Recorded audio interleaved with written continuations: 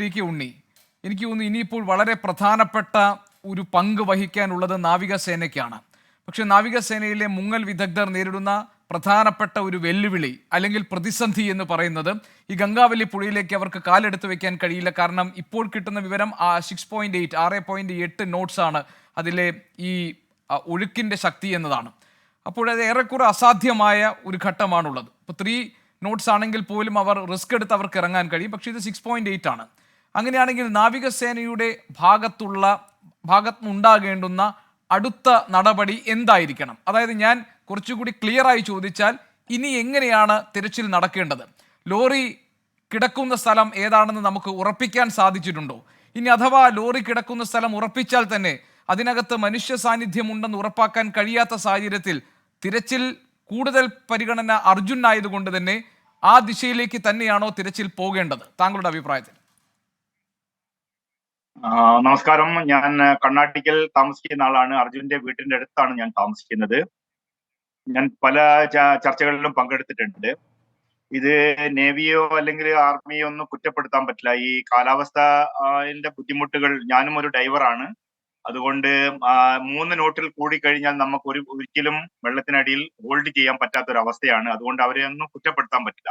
ഇനി നമ്മൾക്ക് എന്താണ് ബെറ്റർ ആയിട്ട് ചെയ്യാൻ പറ്റുക എന്നുള്ളത് ഇന്നത്തെ ഒരു ചാനലിൽ ഞാൻ പറഞ്ഞു. അങ്ങനെ ഒരു ഇത് വേണ്ടത് മൾട്ടി ബീം സോണാർ. ഒന്നുകൂടി നോട്ട് ചെയ്തോളൂ, മൾട്ടി ബീം സോണാർ. അങ്ങനെ ഒരു എക്യുപ്മെന്റ് ഉണ്ട്. അത് നമ്മളെ റബ്ബർ ബോട്ടിൽ വെച്ച് ഉപയോഗിക്കാനാണ്. ഡൈവേഴ്സിന്റെ ആവശ്യമേ ഇല്ല. അപ്പോൾ നമ്മളെ റിവർ ബെഡിന്റെ അടിയിൽ എന്തൊക്കെയാണോ ഉള്ളതെന്ന് 40 മീറ്റർ ചുറ്റളവിൽ എല്ലാ പിക്ചറുകളും നമുക്ക് ലഭ്യമായിരിക്കും. ഒരു മിനിറ്റ് ശ്രീ ടി കെ ഉണ്ണി, താങ്കൾ പറഞ്ഞത് മൾട്ടി ബീം സോണാർ, അതിനെ ബ്ലൂ എന്നാണോ നമ്മൾ വിളിക്കുന്നത്? ബ്ലൂ ഐ എന്നാണോ വിളിക്കുന്നത്? കറക്റ്റ്.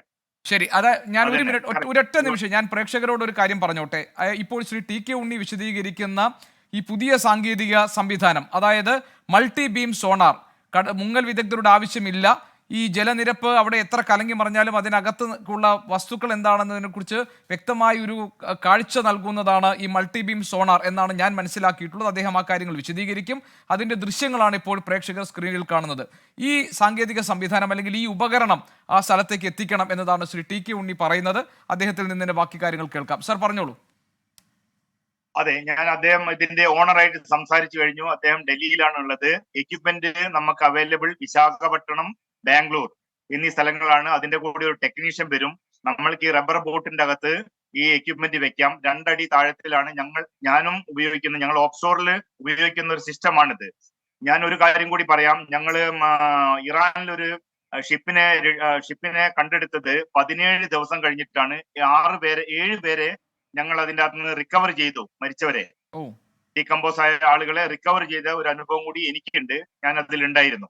അപ്പോൾ ഈ ഒരു സംഗതി നമുക്ക് ഈ കറണ്ട് ഇത്രയും വലിയ ഒഴുക്കുള്ള സമയത്ത് സമയം നഷ്ടപ്പെടുത്താതെ നമുക്ക് ഇത് ഉപയോഗിക്കുകയാണെങ്കിൽ എവിടെയാണ് ഈ ട്രക്ക് ഉള്ളതെന്ന് നമുക്ക് പെട്ടെന്ന് കണ്ടുപിടിക്കാൻ പറ്റും.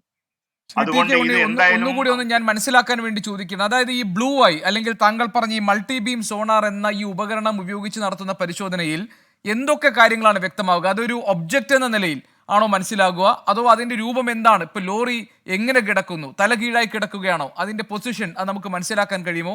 അതിനകത്ത് ആളുണ്ട് അല്ലെങ്കിൽ ആൾ ഉണ്ടോ ഇല്ലയോ എന്ന് നമുക്ക് ഇതിന്റെ ഇമേജസ് വെച്ച് നമുക്കൊരു കൺക്ലൂഷനിൽ എത്താൻ സഹായകരമാകുമോ ഇത്?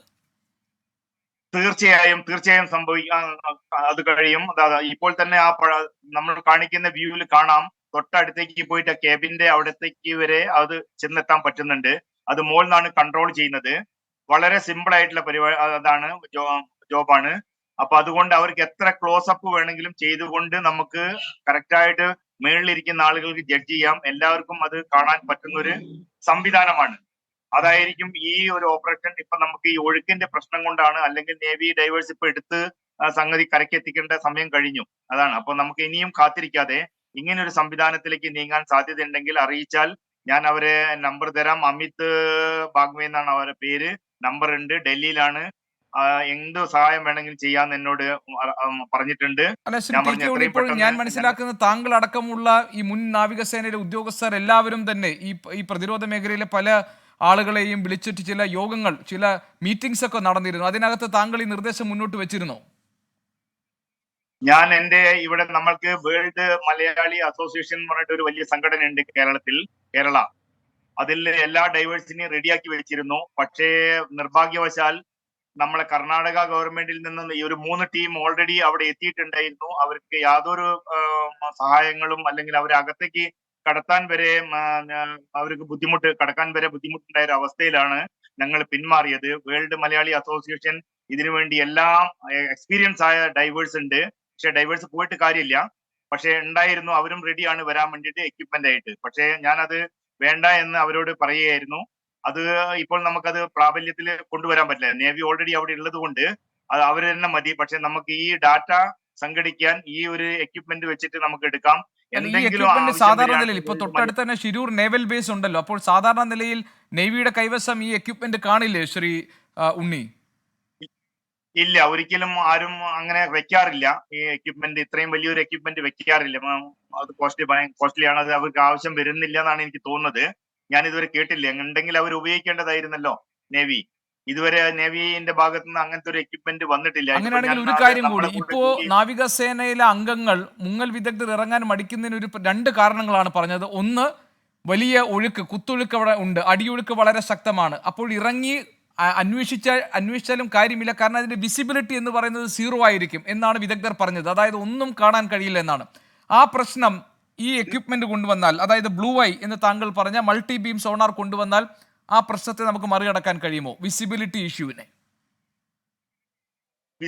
ഇഷ്യൂവിനെ അല്ല മറികടക്കാൻ കഴിയുന്നത്. നമ്മൾ ഇത് ഡൈവേഴ്സിനെ കാണിച്ചു കഴിഞ്ഞാൽ അവർക്ക് കറക്റ്റ് ആയിട്ടുള്ളൊരു ബോധം വരും ഏത് ഭാഗത്താണ് കേബിൻ ഉള്ളതെന്നും ഏത് ഭാഗത്താണ് നമ്മൾ. ഞാൻ ഒരു കാര്യം കൂടി ഇവിടെ പറയാം. നമുക്ക് വേഴ്സ്റ്റ് കം വേഴ്സ്റ്റ് ചെയ്യാൻ പറ്റുന്നത് ഇത് ഒറ്റ ലിഫ്റ്റില് നമ്മൾ ഈ കംപ്ലീറ്റ് സാധനങ്ങൾ പൊക്കാൻ. കാരണം ഇത് ഓൾറെഡി ഞാൻ അന്നും പറഞ്ഞിരുന്നു, നമ്മളിത് ലോക്കായിരിക്കും ഉള്ളില്. ഡോർ ലോക്ക് ആവുമ്പോൾ അത് തുറക്കാൻ പറ്റാത്ത അവസ്ഥ വരും. അത് പൊട്ടിച്ചു കഴിഞ്ഞാലൊക്കെ എടുക്കാനുള്ള ഒരുപാട് സമയങ്ങൾ വരും. അത് വളരെ ഒരു ബുദ്ധിമുട്ടുള്ള ഒരു ഓപ്പറേഷൻ ആണ്.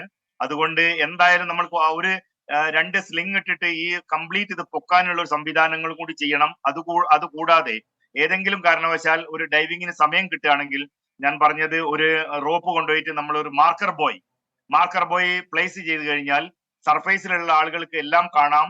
എവിടെയാണ് നമ്മൾ, എത്ര ദൂരമുണ്ട്, ടെലിസ്കോപ്പിക് ട്രെയിൻ അവിടെ എത്തുവോ, 20 മീറ്റർ എത്രയാണെങ്കിലും അവിടെ എത്തുവോ, എങ്ങനെയാണ് ലിഫ്റ്റിംഗ് പ്രൊസീജിയർ എന്നും കൂടി നമ്മൾ മുൻകൂട്ടി അത് എത്തണം എന്നാണ് എഞ്ചിനീയേഴ്സിനോട് എനിക്ക് അഭ്യർത്ഥിക്കാനുള്ളത്. ശരി, ഞാൻ താങ്കളിലേക്ക് തിരിച്ചു വരാം.